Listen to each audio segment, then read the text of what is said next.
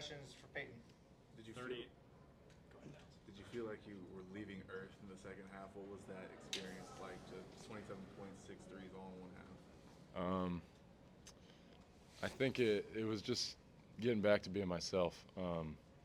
At halftime, I was pretty upset. Went in and acted like I was going to the bathroom. I just went back and read some Bible verses, read some notes to myself, and once I saw one go in, just felt like myself again, and I was kind of at peace and got a roll off the top of the backboard. Seems like every shot this year's kind of rimmed out. So then from there, I knew I was going. Yeah, I was like, all right, it's about time.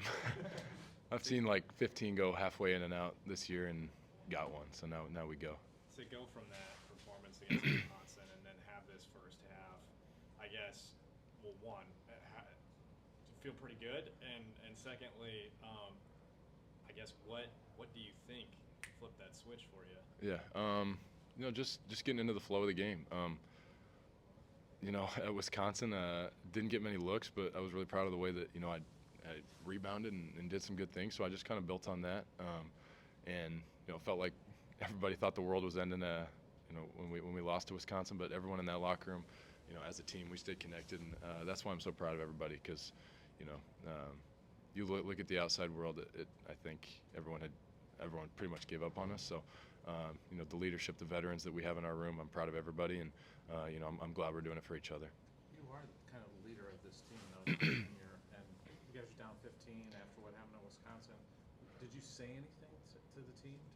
What was your message? Yeah, to start the half, we were pretty lax defensively. We were making, bad plays, turning the ball over, and I just kind of told everybody, we're going to be fine. Like, this is game 15. We got more than half the season left. Like, let's just relax. Let's change the season right now, and let's just, get gritty. And we got gritty guys. And, I think we've seen it all season, except for that Wisconsin game. But, we really gritted down. We had Brock in there rebounding. We had Josh and Price making big-time plays. And I can't say enough about the plays that Price made in that game, just from a winning level and a toughness standpoint. And, everybody had to contribute.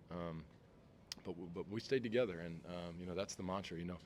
Bad teams fall apart when things go bad, and I just tell everybody, if we stay together as a team and block out what everybody's saying, just be in the room, be present, be where your feet are, then it always turns out all right. After the Wisconsin game, was there any message that they said, or was it just? The message was just keep fighting. I think pretty much everybody in the league's gotten blown out by 30 once, and it seems like one time a year you play a team that has their best night of the year, and you have your worst night of the year, and it just happened to be on the same night. So it looked bad, but it's one Big Ten road game against a really, really good opponent. So we knew how important this game was, and I'm a little disappointed with how we started the second half, but the way that we gritted it out and found a way, and our guys stepped up. I think that's what winning is, and that's what winning teams do. So we got to build on this. You got to build off losses, and I'm just proud of the way we did it. What can a win like this mean?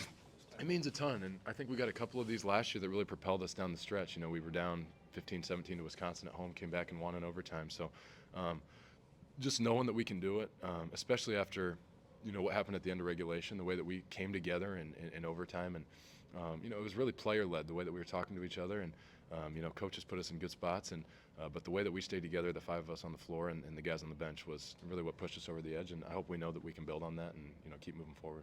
Hey, what did you say to your team when you guys had to go to overtime? We've been here before, and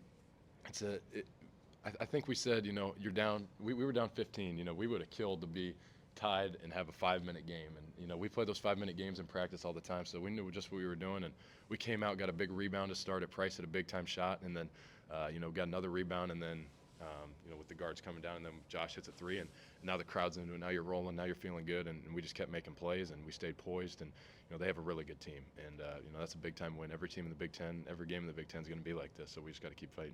Payton, Fred Hoiberg called Josh Dix the most underrated player in the Big Ten. I guess what makes Josh? It seems like nothing ever riles him, nothing ever speeds him up. And I guess do you agree with Hoiberg's? Yeah, he's about as good as it gets. From a toughness standpoint, from a skill standpoint. Nothing rattles him, nothing makes him excited. He's just out there playing ball, and the things that he's battled through, I think, have made him tough. And made it so that he doesn't rattle. And getting to play with a guy like that, the way we were struggling in the first half, and he just kind of kept us in the game, and then made plays down the stretch. He's the toughest dude I've ever been around, and getting to play with him is a joy, and I'm super proud of the way that he battles every night. Left-handed. Last question, Tyler. Left-handed hammer that you had with Yeah, I've never done anything like that. It was pretty cool, though. I think Coach told me after the game, my dad sits like front row in the corner. He said his vertical was higher than mine. So I saw what Price did like a couple weeks ago, and I was like, he can't have that over me. So I got to get a couple more still. I think that was even, I don't know. We'll see. But it was fun.